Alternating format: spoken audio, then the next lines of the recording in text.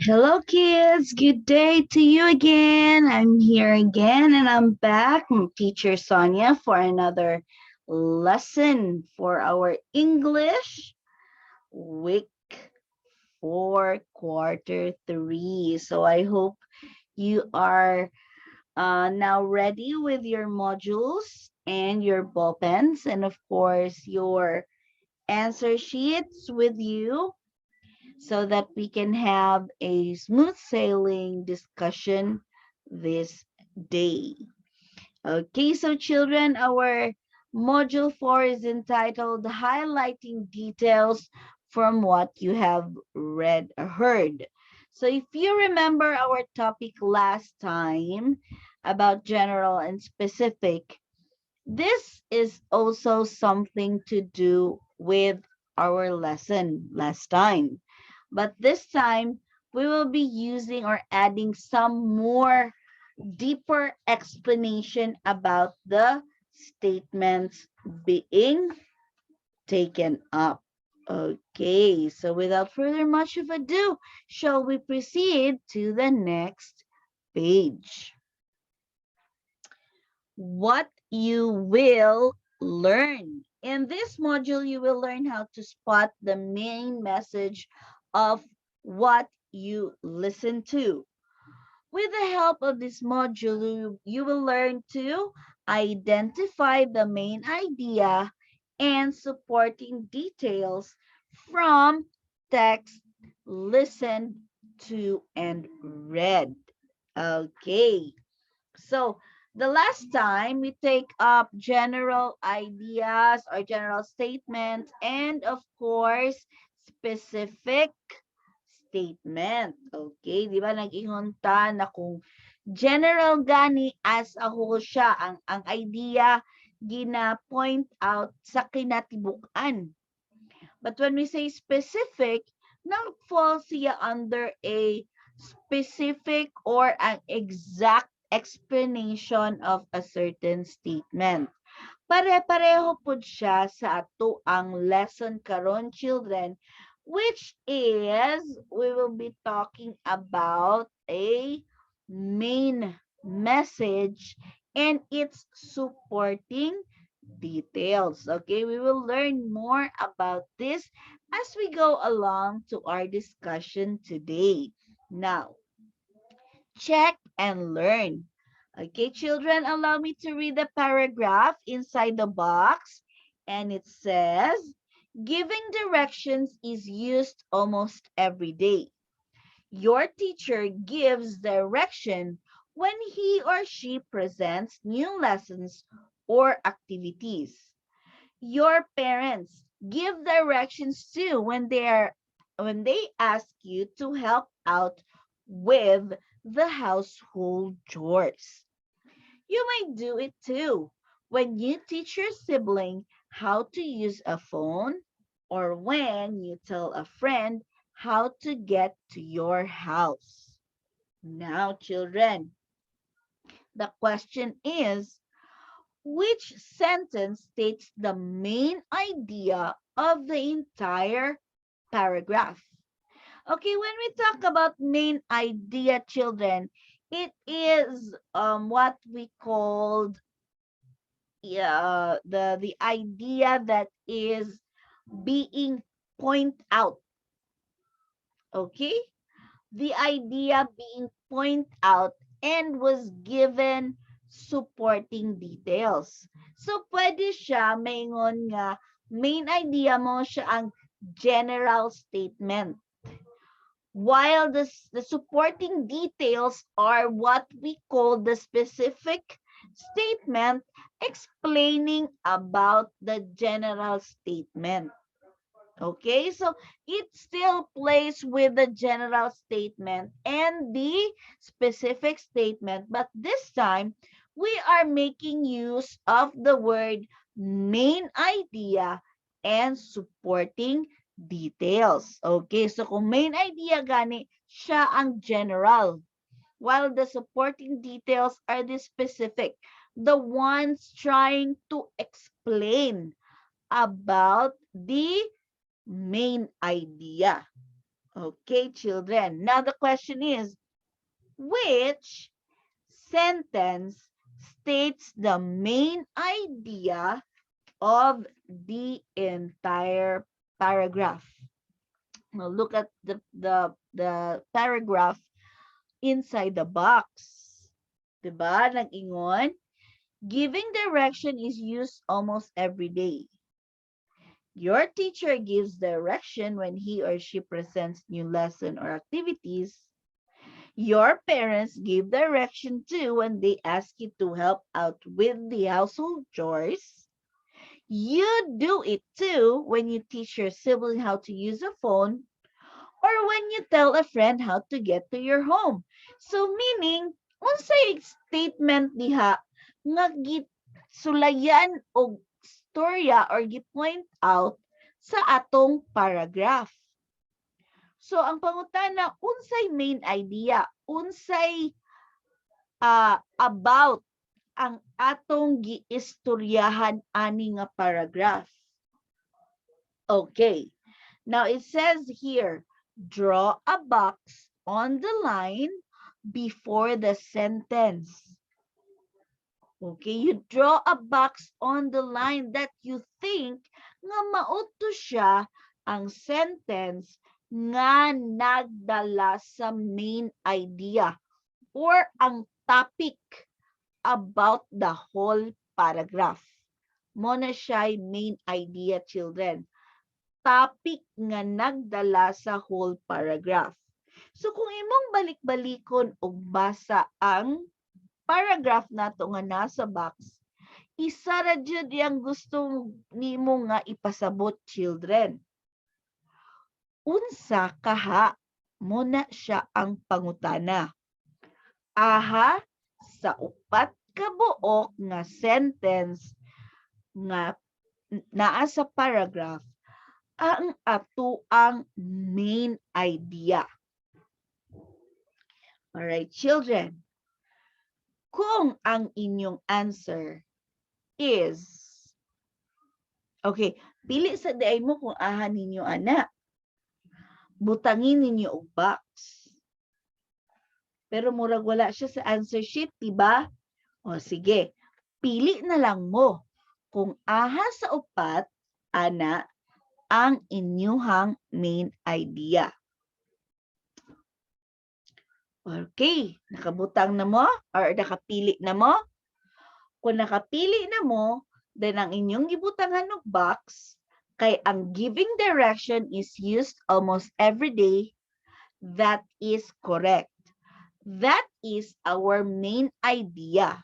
Because basically, children, ang sunod nga mga statements or mga details also point out nga ang paghatag og direction or ang pag-give og direction is almost used every day.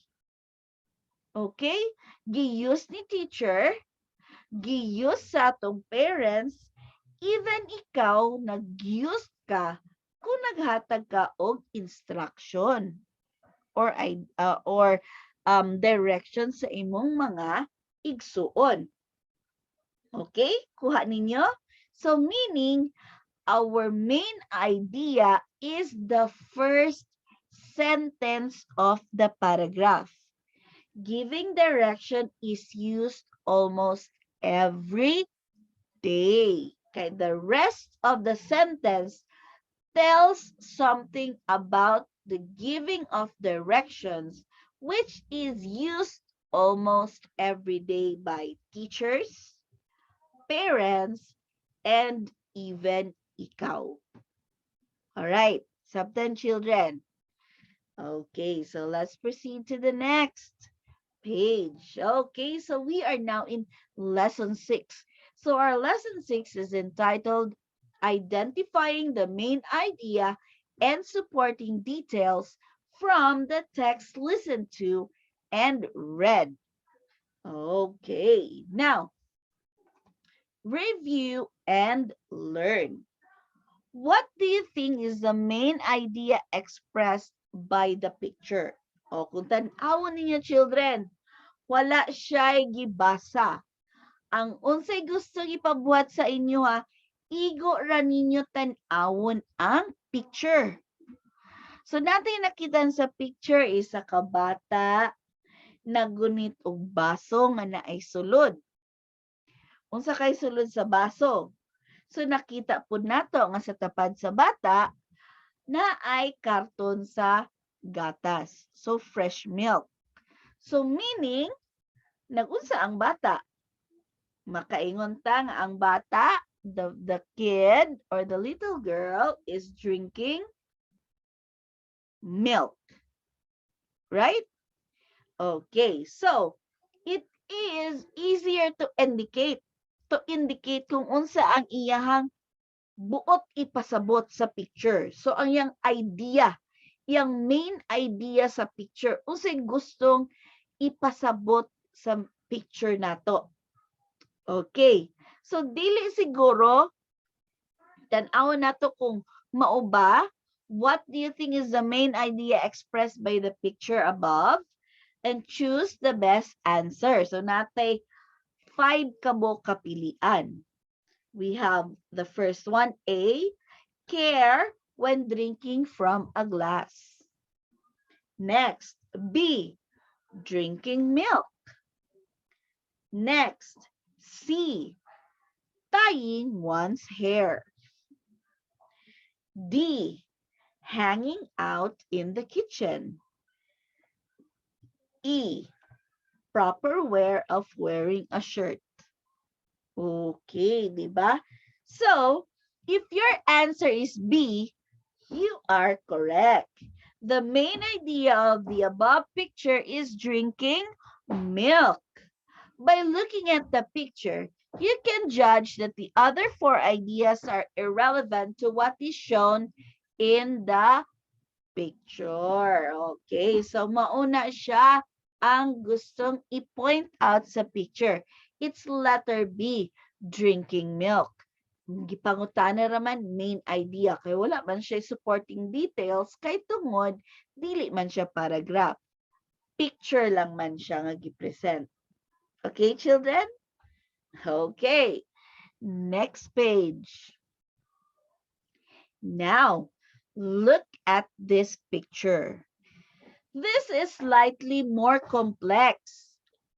What do you think is the main idea expressed by the picture below? This time, write your answer on your notebook. Dili gyapon nato ni siya. Let's also have this one as an example. Dili nato ni siya apilon og butang sa atong answer sheet. Okay. There are many elements in the picture. Kung tan-awon ninyo. Okay? Kung tan-awon ninyo ang picture, daghan kitag mastorya. Kung wala ni siya mga sulat sa ubos, daghan kitag mahimo nga main idea. Pwede ta makaingon, how a player shoots a ball, or the player shoots the ball, or how the players play the game basketball in ana siguro. Diba? All right. It says here, there are many elements in the picture. There are the players, the referee, the game, and the crowd. But you know that the general topic or main idea of the picture is all about, tanawa kung unsa about ang picture. It's all about basketball. Check. Kay wala may dula ay ang in this picture, there is what we call a referee. Then the players in team white and team, what's the color na to? Siguro that is a color red. Playing a ball, which is you need to shoot the ball to a net or to a basket to make a point. So meaning basketball. Okay. What you exhibit is a skill of recognizing an idea from a picture that is presented to you. But how about when you read a text, or when you listen to someone? Do you think you can also spot the main idea? Do you think you can still use this skill properly? Okay, like I said a while ago, sayon siya kung picture lang tan-awon. Kay makahatag man dayon ta og idea or main idea about the picture. Pero ang lisod, children, if we will be reading a text or a paragraph or a selection, because we need to go over the text carefully to find out what is the paragraph or selection all about to get the main idea. Mauna siya ang lisod.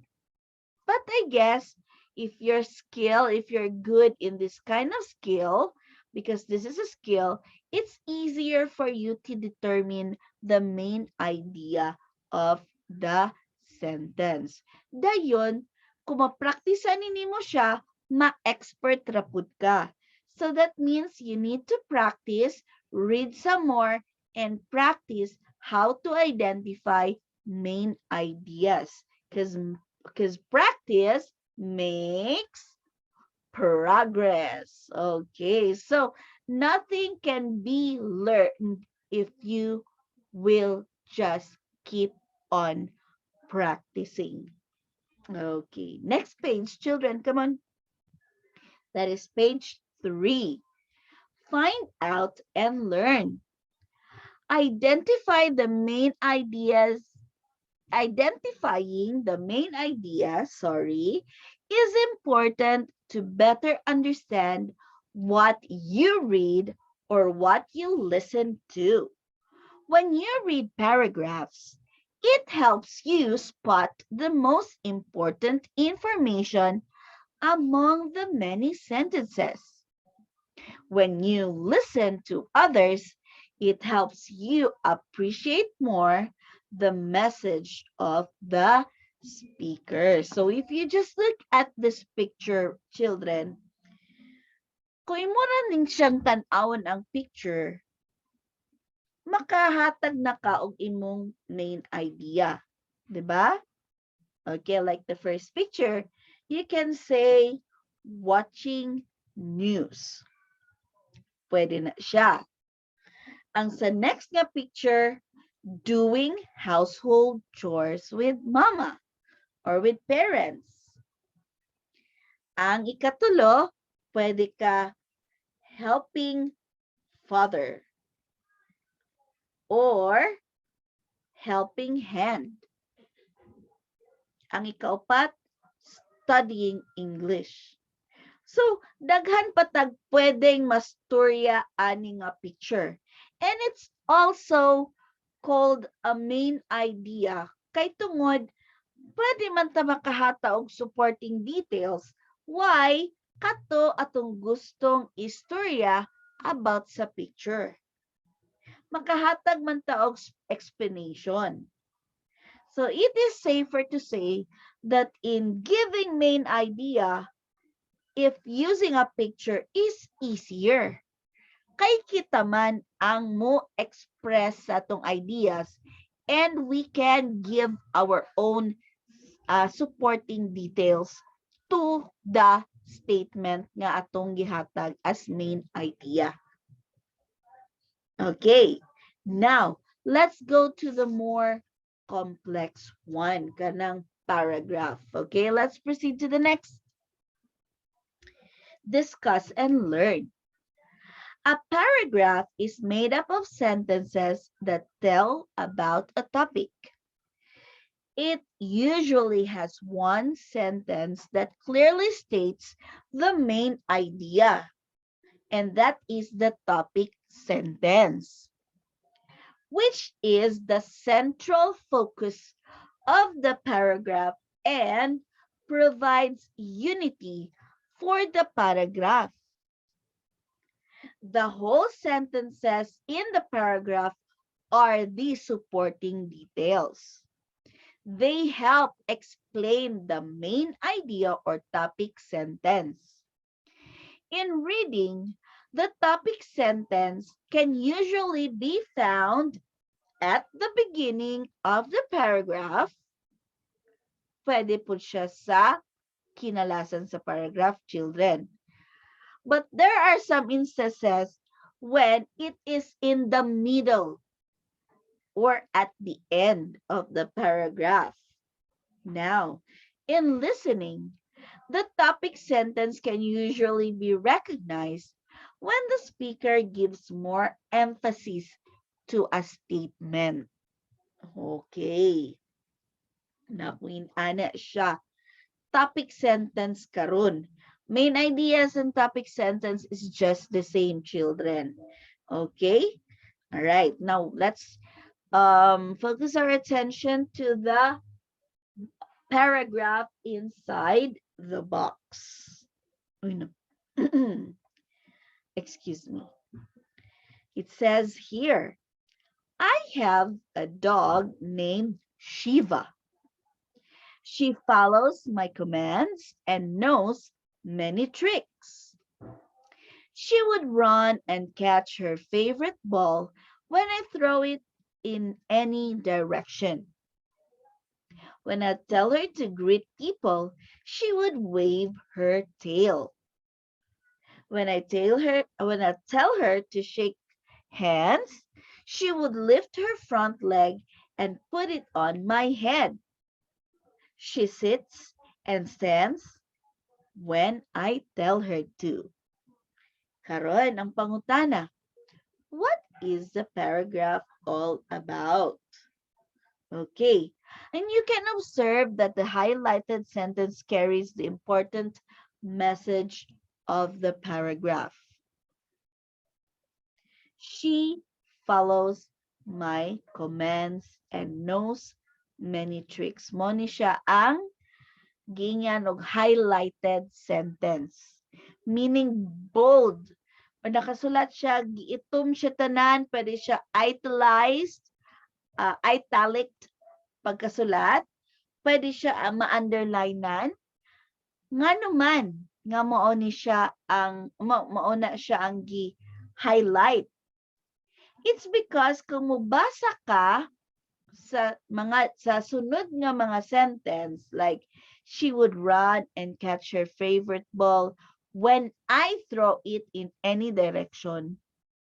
When I tell her to greet people. When I tell her. So meaning all of that is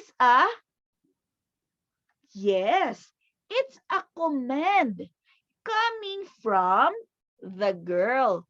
So ang atong main topic, children, dili kay I have a dog named Shiva. Di na siya mao ato ang main topic. Kay tungod, the rest of the sentence did not tell something about the dog named Shiva, but ang mga supporting details nagstorya about how the dog followed the command of the girl. Giunsa pagsunod sa iro sa mga sugo or mga tricks nga gustong ipabuhat sa bata sa iya. And then, ang second sentence is just saying it in one sentence. She follows my commands and knows many tricks. Ang she dire is the dog named Shiva. Okay. So, ang inyong bantayan, children, kung kinsa ang gi-point out sa the rest of the supporting details. Ayha ninyo mastorya kung unsa ang atong topic sentence. So, kinahanglanon, if you will read the paragraph, you need to understand the paragraph as a whole and what is the paragraph all about. Mauna siya ang question nga imong i-answer to be able to get the main sentence or the main idea or the topic sentence. After you read the paragraph, you ask yourself, what is the paragraph all about? And that is how you will be able to identify the topic sentence or the main idea. Okay, children? Okay. Palalom na dito na ako, children. Dali na lang dito kaayo na. Basta ayaw mo kalimot pag human ninyong basa. Unsa about ang akong gibasa. What is the paragraph all about? And that will point out kung unsa ang inyuhang topic sentence or the main idea of the paragraph. Okay, now let's proceed to page 7. Learn some more. Now in Learn Some More, children, that is where you can find sa inyuhang answer sheet. Mo na siyang start nga activity sa inyong answer sheet. We have there, learn some more, letter A. The instruction says, read the following paragraphs. In each one, write down in your answer sheet the topic sentence that carries the main idea of the entire paragraph. Okay, sige. Sulayan nato ang number 1. Okay, allow me to read the paragraph, children. It was a pleasant summer day. The green trees and grass were brilliant. Hardly a sound could be heard except from the birds which were happily singing in the trees. Moments such as these are rare. Okay. What is the topic all about? Or what is the paragraph all about? It was a pleasant summer day. The green trees and grass were brilliant. Hardly a sound could be heard except from the birds which were happily singing in the trees. Moments such as these are rare. Okay, so I want you to write the sentence or the topic sentence that you think this paragraph is all about. Okay, go ahead.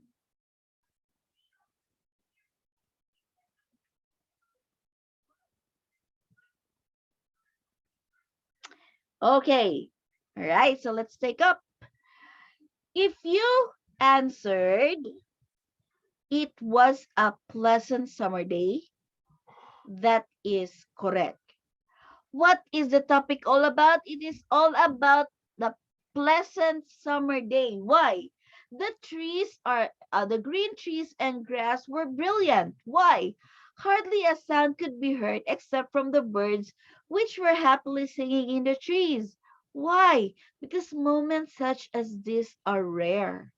So it was a pleasant summer day. So that is your main idea or the topic sentence. And for those who got the answers correct, very good.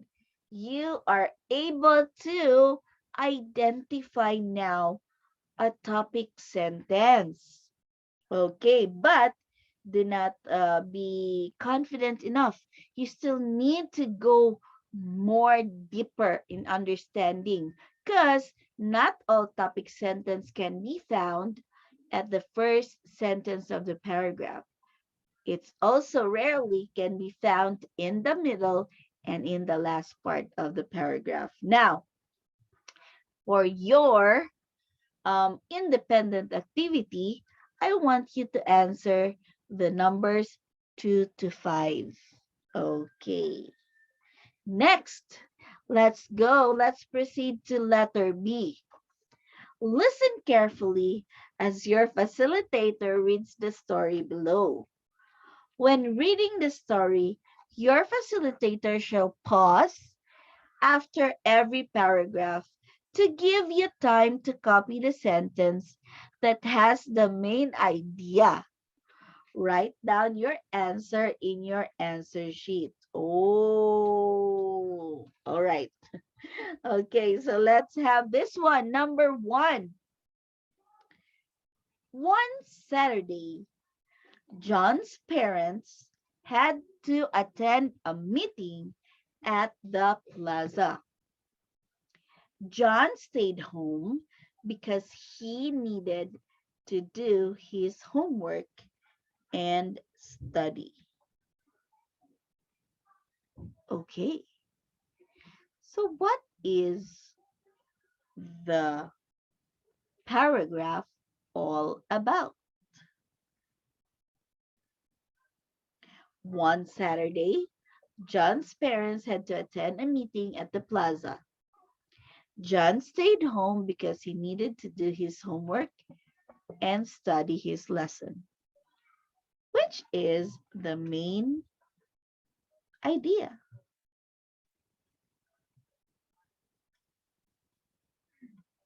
Okay, are you done?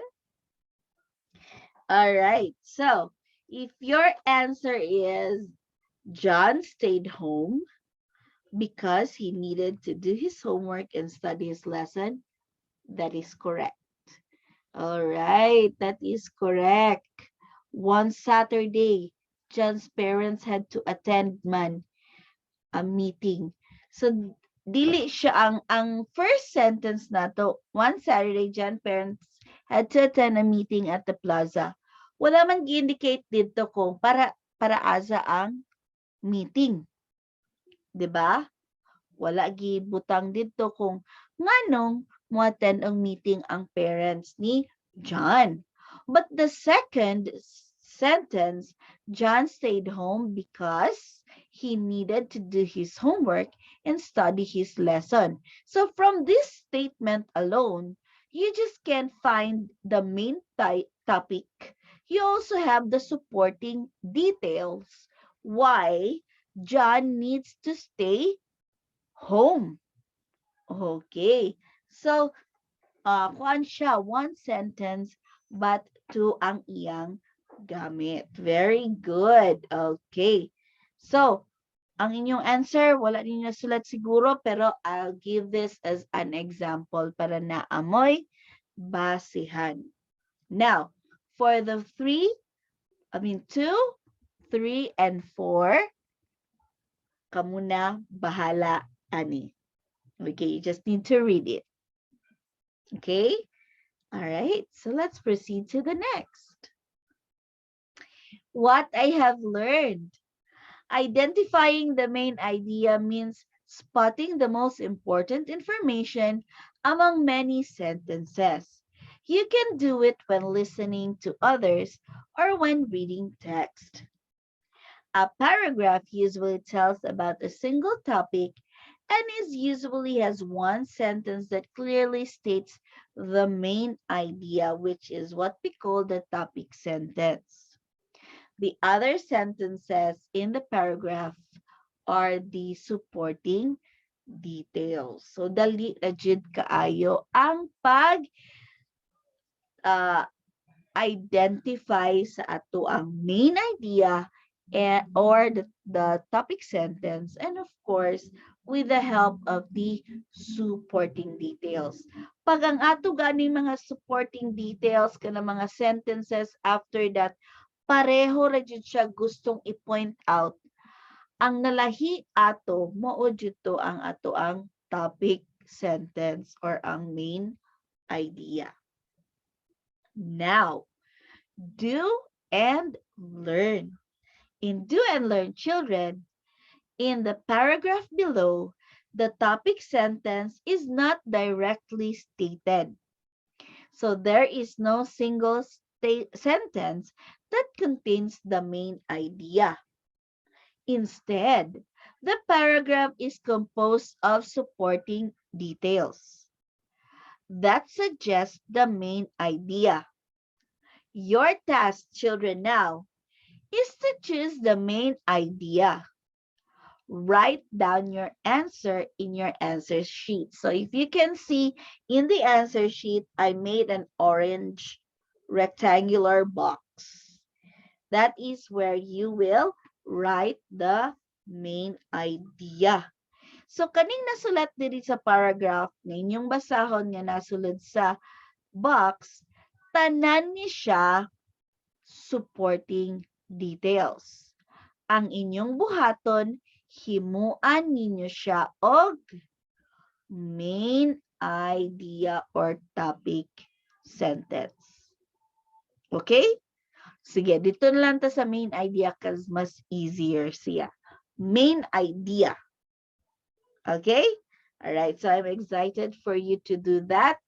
Dili ko motudlo. You can do that alone, but that's later on if we are done with our video lesson. Going to the next page. Evaluate. So we are now here in evaluation. Listen as your facilitator reads the paragraph, then answer each question that follows by writing down in your answer sheet the letters that corresponds to your answer. Okay, so basahon ni ma'am. So maminaw, okay? Okay, listen very carefully. I will read the paragraph now. Community helpers are people who work to make the neighborhood better. The gardener takes care of plants in our surroundings. The carpenter builds people's houses. The metro aide keeps our streets clean. Even your teacher is a community helper. He or she teaches you lessons that you need to learn so that when you grow up, you will become a good helper to the community too.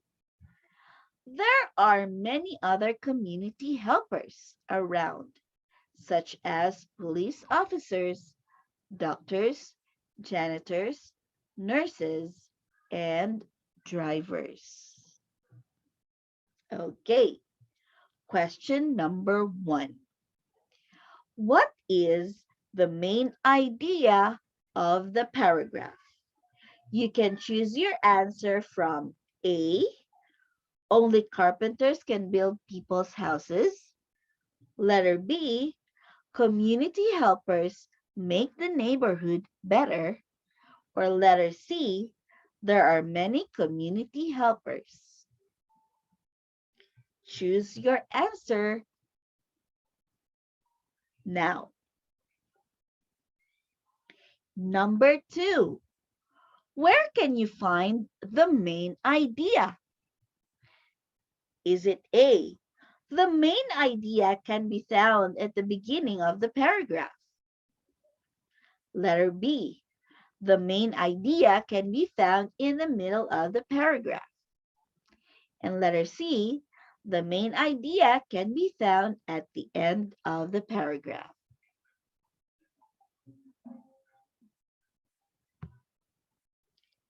Number 3, which sentences serves as your supporting details? Which sentences serves as your supporting details? Is that A, sentence 1, 2, 3, 4, 6, and 7? Or letter B, sentences 1, 2, 3, 4, 5, 6? Or is it letter C, sentences 2, 3, 4, 5, 6, 7? Next, number 4. Which statement is true?